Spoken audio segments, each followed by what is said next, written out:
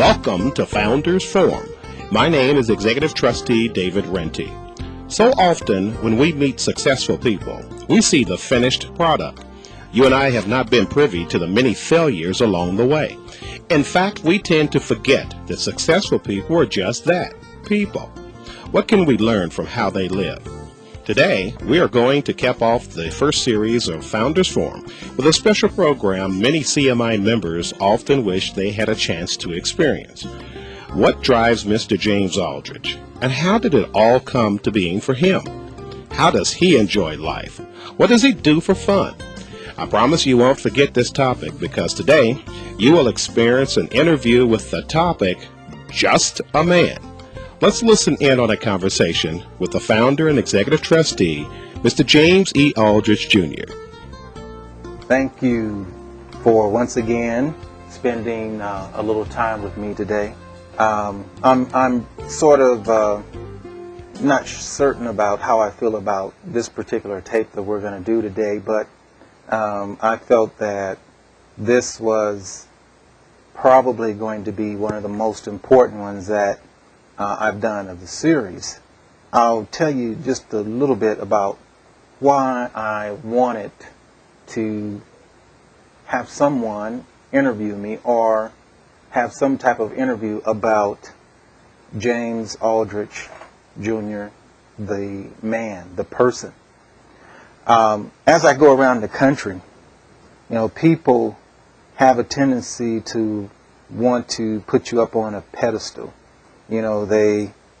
The type of information that we're putting out, you'd be surprised, people actually see you as walking on water. I've been to companies like that where they have essentially deified that particular person. They're hiding the lack of that particular opportunity. They usually try to shroud it with hype. I wanted people to know that I actually don't form any kind of or create any type of miracles. And when you put a person on a pedestal, they actually become unreachable.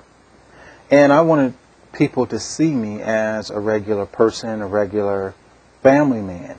It's important that people know that I am just a man. I'm just a regular kind of guy.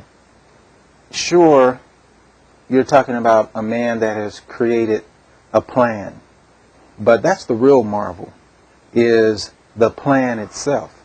Because if the man, for some reason, were not here, the plan would still be here intact, doing what it's been doing, and hopefully into the next 50, 60, 70 years continuing to do what it does for families. CMI can't be about a man, about one person, because the plan is not about a man. It's not about one person. What's special is what one man created, not so much the person himself. So let's take a look at the real person. And I think the best way to start off is my particular attitude toward my personal relationships and personal friendships. People that have known me the longest know that I cherish my long-time friendships and relationships. These are people that were there when I had nothing and I was struggling and trying to make sense of my life and make something out of my life. And they accepted me and were there for me and cared for me and loved for me then.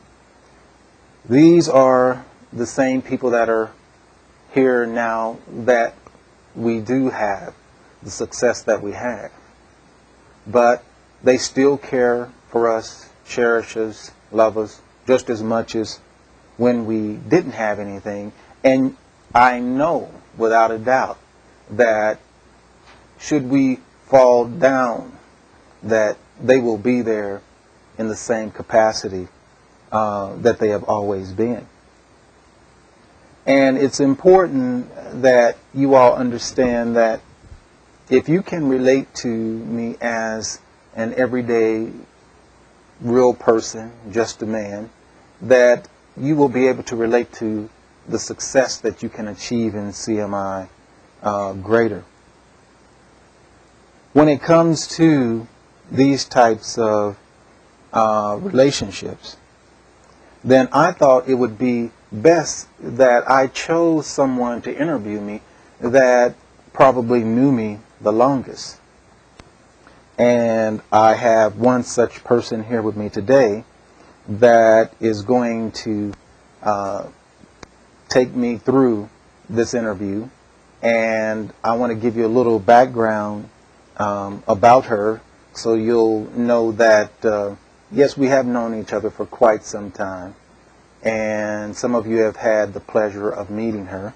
And some of you will have a sheer pleasure of getting to meet her in the future as we work closely together in CMI.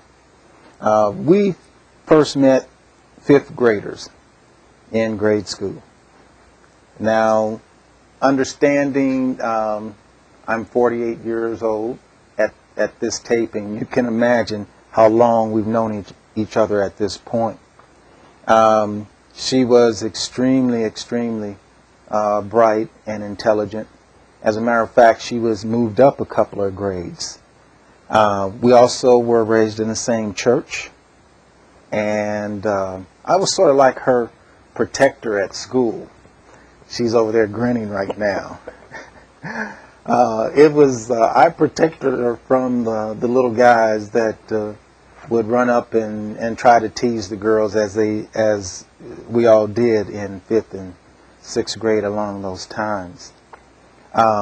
Actually, I've known her longer than I've known my wife. And we graduated high school together also, so we went to the same high school. So I can't think of a better person to interview me. She's probably the only one that can get away with asking me about anything. So please welcome with me, and know that I'm very excited to have her here with me today too, Executive Secretary Trustee of the Renty Family Foundation and my executive assistant, Mrs. Lorraine Renty. Mr. Aldrich, it's a great pleasure to be here with you. I'm very happy that you chose me to do this interview with you. Can I ask you, are you sure I can ask you any question? Now, we might have to edit out the juicy parts, but I think we'll get through most of your questions. And you know, I really thought you would be a great candidate for this because of your reaction that you had when you first went on the road with me, with the road team. And let's tell our listeners a little bit about and pick up when we were having lunch at our Saturday break, and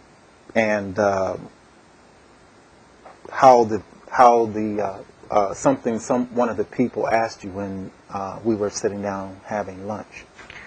Well, I tell you, I was really amazed at the reaction that the people had when they actually met you. There were a couple of ladies that were there at the session, and we broke for lunch. And I think you trying to pamper me and make sure I was okay, you actually came and had lunch with me, since this was my first road trip experience. But once we finished, there were two ladies that were sitting, and they looked at me kind of strange and said, "How did Mr. Aldrich have lunch with you?" I'm like, well, he's just James. Right. That's the part that got me. He's just James. Well, you think we could actually meet him? I said, well, I'll tell you what, I'll bring him up here and you can actually touch him. And how about I get a picture for you? Oh boy, they just almost fell over. And so, and I just cracked up. yeah. And I remember when you were telling me that story, I mean, that's the exact example that I'm talking about. You know, they think that I am unreachable.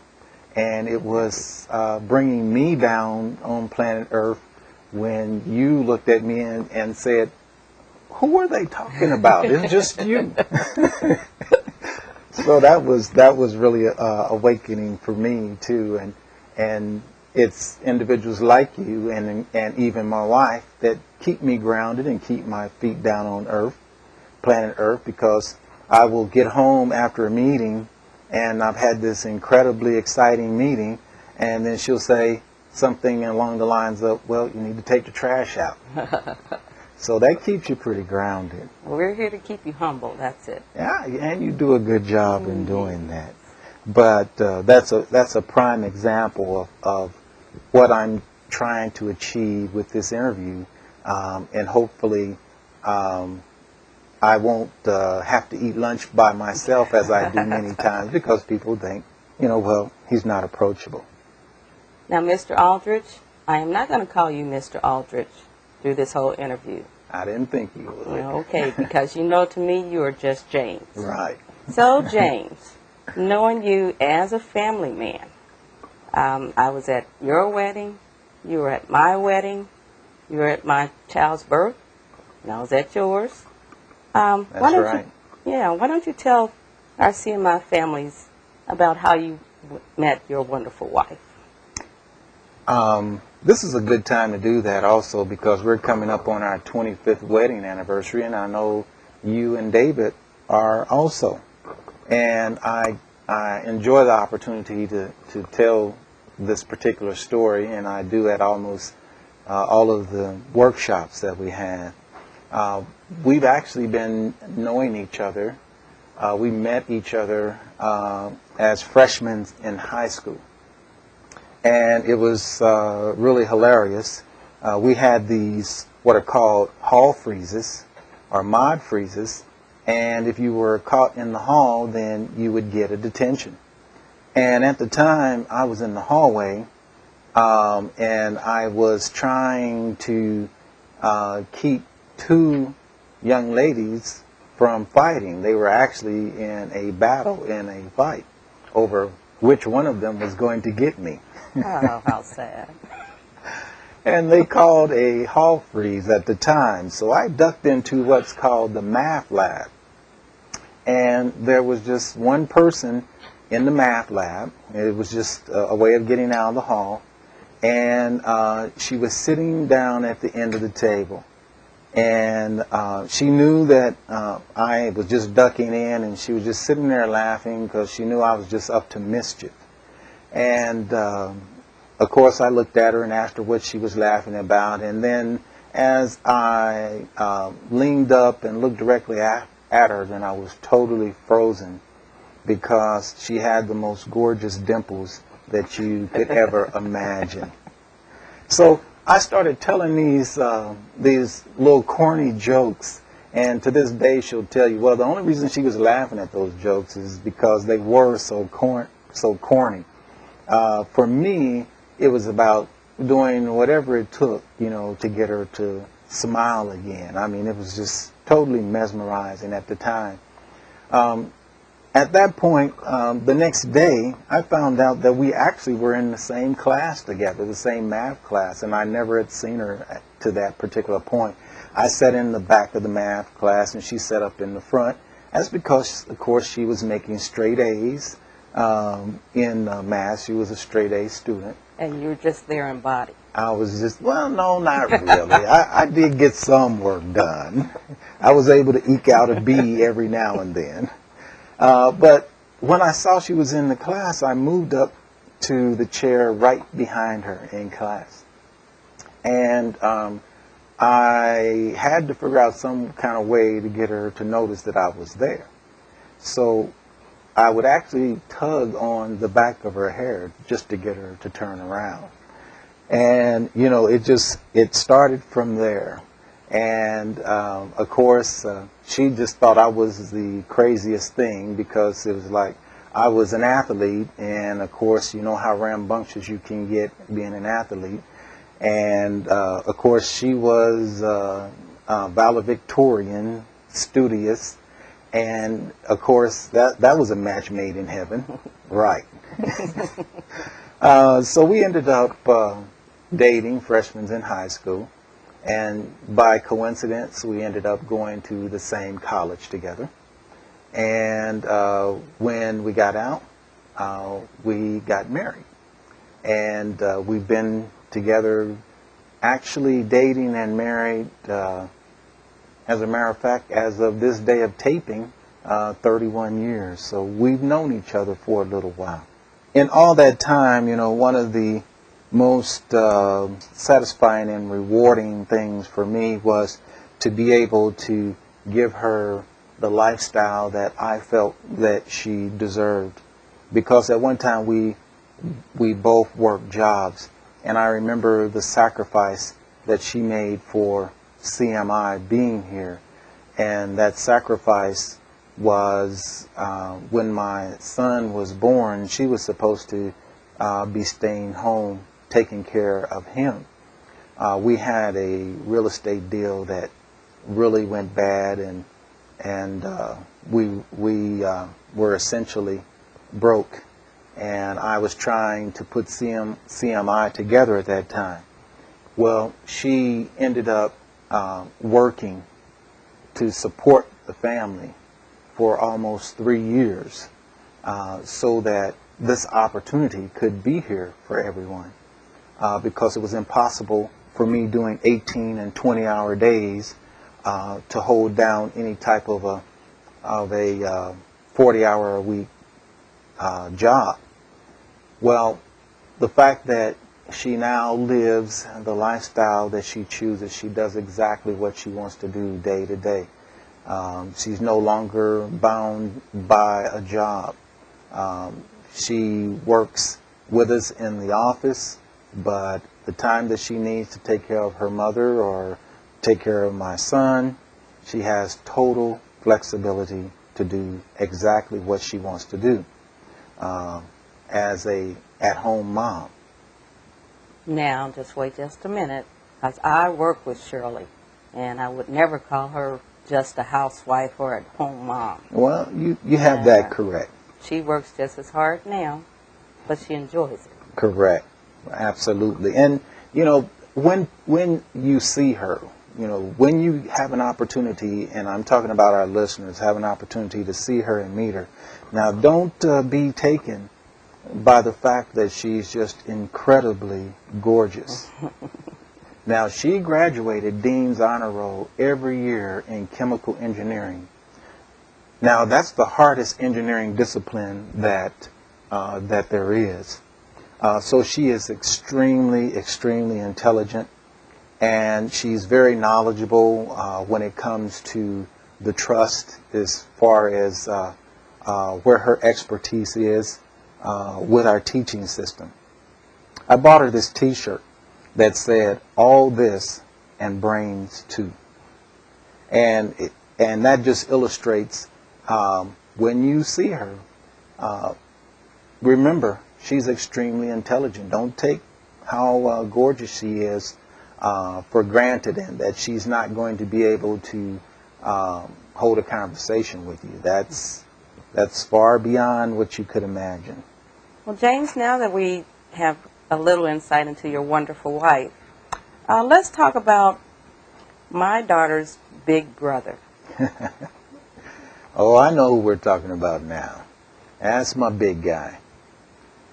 8 years after we were married, and of course, as you can see, we took a little time to further get to know each other and try to get some things completed and under our belt before we started a family.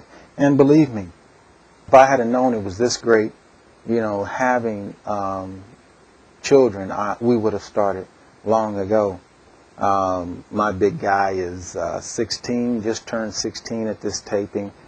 He is an absolute incredible kid, but, you know, he's not an angel. You know, he's a regular, normal 16-year-old. and he is just as rambunctious as can be, but he does know what this thing is that holds up Daddy's pants. But he is an incredible kid. He's completely half and half between my wife and myself. Even his skin color is exactly between the two of us. He is a star athlete, and he also is a 4.0 student. And of course, I graduated most valuable athlete. She graduated valedictorian. So that puts him completely between the two of us. He is absolutely everything that you could want a son to be. If I had listed out exactly how I wanted my son to be, that's how Trey is. And of course, at 16, he's driving me nuts because every time the car pulls out of the garage, he thinks he's supposed to have the keys to the car. And I know none of our listeners out here are having to deal with that or ever had to deal with that, you know, with 16-year-olds. But it's getting to be quite a feat. And not only that, you know, this guy literally is eating us out of house and home. I have no idea where he puts all this food, nor I have no idea how he makes it disappear so quickly. Sometime at dinner time, I have to look under the table and see if he just shoved it in a bag underneath the table, because he can eat. Well, that means that you got to get to the dinner table on time, don't you? Absolutely. Well, speaking of eating, tell us what's your most favorite dinner food? Oh, now we're getting down to the real nitty-gritty. And now we're getting down to the real person, because my most favorite all-time meal consists of this: chitlins with hog maws, with, that's good, what are you talking about? Yeah. With spaghetti, slaw, cornbread, and I either have to have fruit punch pop or strawberry pop, but it's got to be red, and a big bottle of Louisiana hot sauce. And you can leave me alone for the rest of my life, and I am set, good to go. So don't put your fingers in that plate. Absolutely You not. draw back a nub, won't you? For sure. Well, with that, what's your second most favorite dinner? Oh, that's the easy one. You know, I'm an avid fisherman, and I love to fish. And I get to fish I try to fish as much as I possibly can, but you put me in front of a catfish fillet and add my spaghetti and my slaw and my cornbread, and then I have to have mustard and Louisiana hot sauce and fruit punch pop or either strawberry pop. Got to be red. You know, it's got to be red. Okay. Yeah. Oh, well, that sounds like some good eating. Now, James, let's talk about some of your hobbies. I know one of the things I see you do quite often is motorcycle riding. How did that love start with you? Well, that takes us back a little ways. And, you know, you enjoy doing that with me also. Yes, I do. Back in 1985, you know, I got my first custom three-wheel motorcycle. Prior to that, I rode two-wheel bikes off and on, but I really fell in love with three-wheel custom motorcycles. At that time, I had gotten a custom Royal Brilliant Blue. It has an 1835 dual-port Volkswagen engine on the back and wheelie bars. And I remember the first time I took you for a ride on that and did a wheel stand. Boy, if you all could have heard that little scream she let out. I was holding on for dear life. Yeah. And it's just grown over the years. And today I have a second one, which is a Honda 1800 Goldwing. And it's customized out to a three-wheeler. And, of course, as a three-wheel man, I have to have 3 separate vehicles, so I'm in the process of working on a custom 3-wheel chopper. And that's going to complete out my stable at that particular point. Also, I'm a member of the Zodiac Motorcycle Club here in Kansas City. We just recently celebrated our 30-year anniversary. So that makes us the oldest and established club in Kansas City and in many cities across the country. I enjoy riding and riding with the clubs and being with the guys because I get to be just me. And what does that mean? Well, I'm not Mr. Aldrich when I walk into the club. You know, actually my club name is T, and that stands for Trike Man, because that's all they've ever seen me riding is trikes, even though I can't ride a motorcycle, a 2-wheel. And when I walk in the club, you know, I get to do all kind of great guy stuff, you know, that goes along with it, you know, the belching and get a few harsh words in there every now and then, and get to scratch and don't have to worry about, you know, who's watching you scratch, you know, real guy stuff. Well, that just sounds great, because every guy needs a guy stuff place. Oh yeah, for sure. Oh yeah. You know, I noticed that in your vehicles, you don't drive a BMW or a Benz or a nice Lexus. No. No little Porsche or anything like that. No. What's that all about? Never got into that, you know. I've been a truck man as long as I can remember, and that really surprises a lot of my wealthy clients when they come into Kansas City, and I don't drive up in a Mercedes, the biggest Mercedes they make, or anything like that. You know, my truck stands 7.5 feet tall. I've got 33-inch monster motors on it, 11 off-road lights. I've never seen a Mercedes that can go where my truck can go. You know, my truck goes places that most people can't even walk.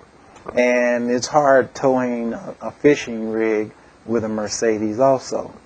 So I'm more of an outdoor person, and I don't know what I would do without my truck. I'm in the process of putting together the design for my second truck. It's going to be incredible. I'm going to pull that Dodge 1500 out, dual cab with a Hemi, and I'm going to shoot a 6-inch lift on that with some 36-inch monster motors, modified hood. It's going to be a Skywalker. Are we going to have a ladder to get into it? At least a step ladder to get into it. And you talk about huge. Well, it's just going to be the biggest and baddest thing you're going to see rolling through Kansas City. How about these models that I see you working on from time to time? Oh yeah, you know, that gives me a chance to think, you know, when I get to work on my radio controlled models. I've been into radio controlled models and kites for, oh my goodness, as long as I was just a little tyke. I remember making my first kite with getting some twigs, you know, off of a bush, and taking a newspaper and some string and cutting it out, and I would get, you know, my mom's pantyhose and tie it on the end of it and make me a little kite. And now I carry a kite bag. I probably have at least a dozen different kites, and I specialize in flying what are called quad line kites, and those are kites that have 4 lines to them instead of just 1. So, you know, it's more of getting out and being outdoors and doing things that can keep me outdoors.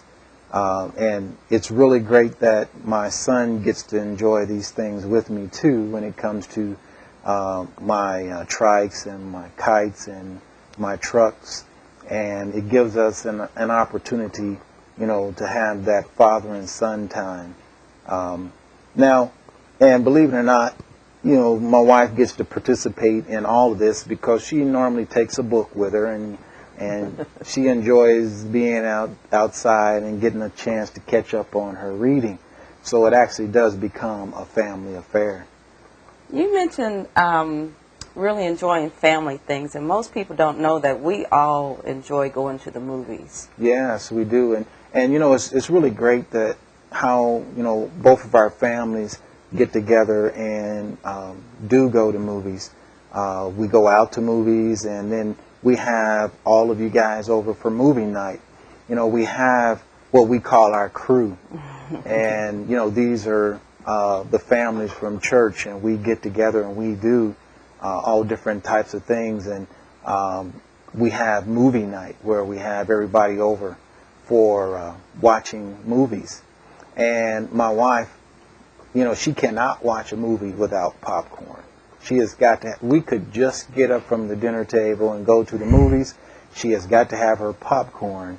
As a matter of fact, you know, I surprised her Christmas, and I bought her one of those small popcorn machines, just like you see at the movie theater. Has a little pan in there. The popcorn goes around, and when it pops, it comes out of there. And I bought her a little tabletop size one of those, and she really enjoyed that. So yes, that's a normal thing that normal people do. Also, going to movies. Yeah, you know what I really enjoy is when it gets warm, and I'm not an outdoors person, but going to the lake, that's a lot of fun. Oh yeah, we all have a great time with that, and you know, it's been really super, you know, since we got a set of Honda jet skis, and we get to take the crew out to the lake, and we have just the greatest time, you know, barbecuing, cooking, riding the jet ski around the lake, and it's really great that, you know, the families all get together and enjoy that kind of time. Yep, you and Trey are real good on the jet skis, and I love you much because you guys don't try to dump me off.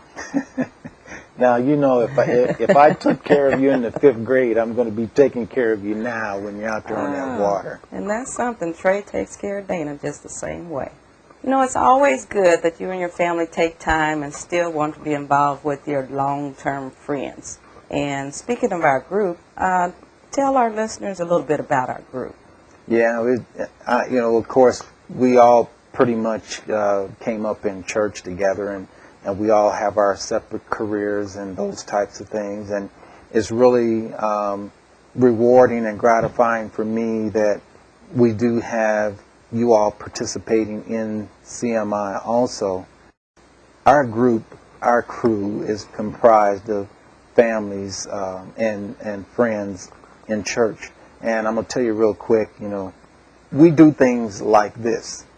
We got together for Valentine's Day, and how many couples was it? It was nine couples. 9 couples. 9 couples. And the girls planned Valentine's Day, and they had things for us to do all day long on Valentine's Day. Of course, year before that, the guys got to plan it. But this one thing that, you know, gives you an idea about how fun the group is and how incredible it is being around the group. We had a little bus that they were shuttling us around town on, and the guys were really excited because we just came out of a movie, and the girls allowed us to go into a sporting goods store and a hardware store and look around for a half an hour or so. And says, you gotta love these kind of wives, you know. They're on Valentine's Day, we're getting to do guy stuff. Well, little did we know they were setting us up.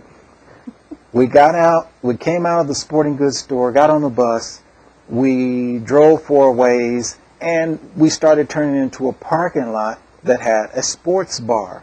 And we were really excited. We're like, boy, this is the best Valentine's Day ever. You know, we get to do all kind of guy stuff. We're going to a sports bar. Well, me and my smart self, I happened to see this Arthur Murray sign that was right next to the sports bar, and I just cracked a little joke that, hey, I guess we're going to have to take dance lessons now. And of course, the guys, they just cracked up about it, but the women, they just fell out in the aisles because they knew what was actually up.